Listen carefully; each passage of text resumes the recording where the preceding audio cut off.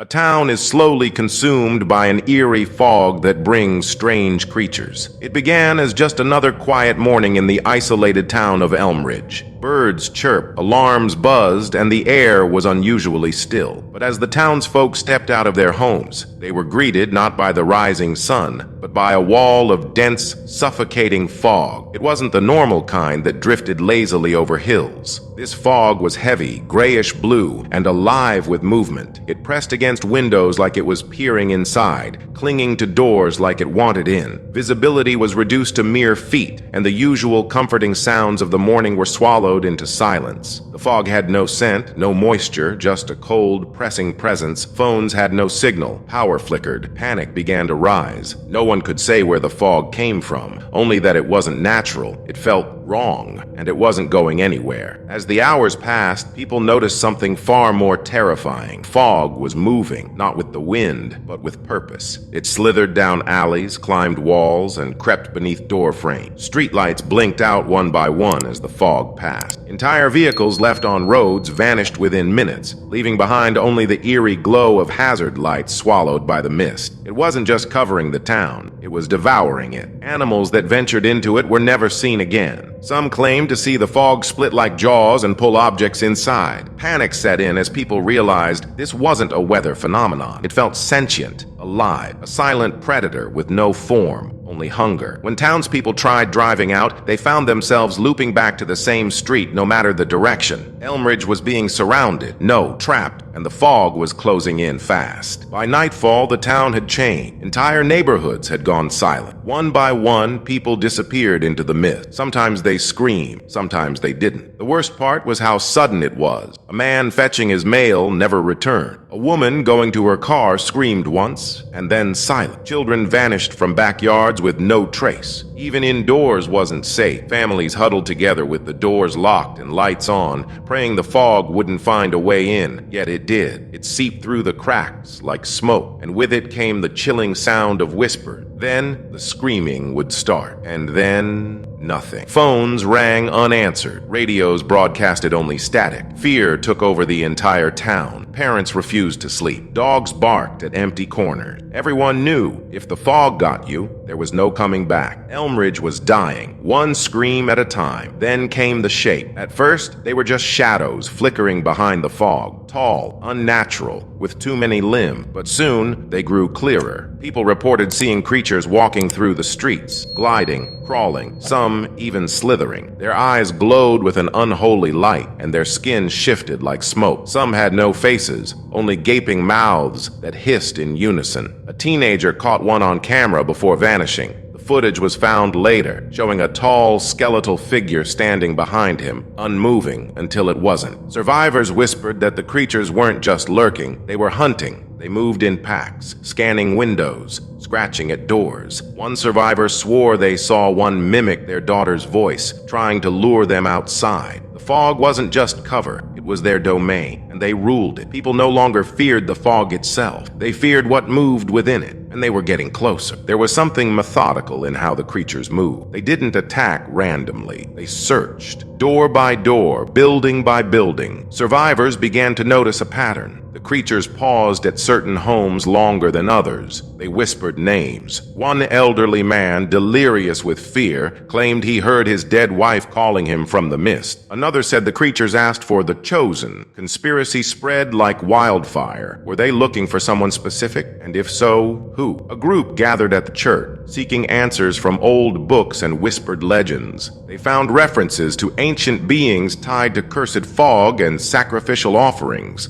A prophecy about a marked soul born in silence under a blood moon. Panic turned to paranoia. People accused each other, wondering who among them the creatures sought. But one thing was clear. They wanted someone. And until they got them, no one was safe. Despite the terror, some residents couldn't bear waiting for death. Groups tried fleeing into the fog, desperate to find a way out. None returned. One man left voice recordings as he walked, his voice growing more frantic with each minute. He described seeing impossible things, an endless hallway of doors, a mirror that showed his younger self, and eventually, the creatures. His final words were a scream followed by silence. A drone was flown into the fog, and its footage showed the town bending, looping into itself before abruptly cutting off. It was as if the fog led to another dimension, one that obeyed no natural law. One woman, traumatized and barefoot, stumbled back from the fog's edge, whispering, "There's no exit, only eyes, watching, waiting." Her mind never recovered. The message was clear: step into the fog and you're lost forever. With the population dwindling, the remaining survivors, no more than 20, barricaded themselves inside the town's old high school. They gathered food, tools, and anything that could be used as a weapon. They kept watch in shifts, using candles and battery lights. In the dark, they shared stories of what they'd seen, some horrific, others unreal. Tension ran high, but the shared terror bonded them. A former soldier, a science teacher, 2 teenagers, and a local priest emerged as leaders. They studied the fog's movements, tracked the creature's patterns, and began forming a plan. If they couldn't outrun the fog, maybe they could destroy its source. Maps were drawn, risks debated, but hope sparked. This wasn't just survival anymore. It was rebellion. Fog had taken their town. It wouldn't take them without a fight. Their breakthrough came from an old journal found in the town library's basement, written by Elmridge's founder in 1893. It spoke of a ritual gone wrong, of a pact with something ancient to protect the town during a deadly drought. In return, a soul would be claimed every generation, but the chain had been broken. The entity was furious. The fog, the creatures, it was punishment. A force older than time, born of forgotten worship and summoned through blood and betrayal. They called it the Morning. It fed on fear, memories, and identity. The survivors now understood. The fog wasn't natural. It was a physical extension of this being. Killing it wasn't possible, but maybe they could contain it again. If they could find the altar, complete the broken ritual, and offer the right sacrifice,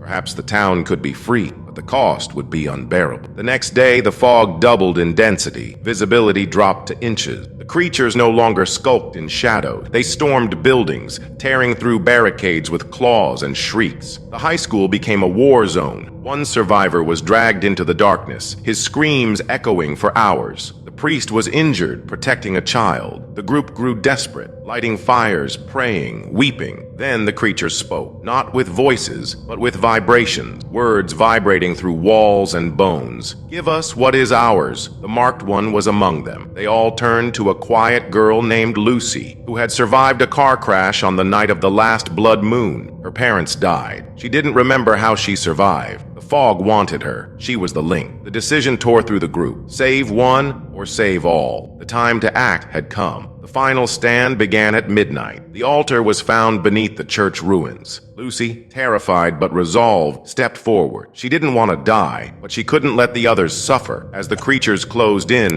the survivors fought back. Molotovs, axes, flares, blood soaked the ground. Screams filled the air. Lucy stood in the altar's circle, reciting the ritual with priest's trembling voice guiding her. The fog screamed, yes, screamed, as a blinding light shot from the altar. The creatures wailed and dissolved into ash. The fog trembled, coiled like a serpent, and vanished with a final roar. Then silence. Dawn broke. Real dawn. The town, though broken, was free. Lucy was gone, sacrificed to bind the morning once more. The survivors wept, but they lived, and Elmridge would remember her forever. If that chilling story had you gripping your seat, hit the like button, subscribe, and turn on the bell for more terrifying tales like the creeping fog. Got a scary idea or want to see your story turned into a nightmare on screen? Drop it in the comments. We're watching. Until next time, don't look away. The fog is never far.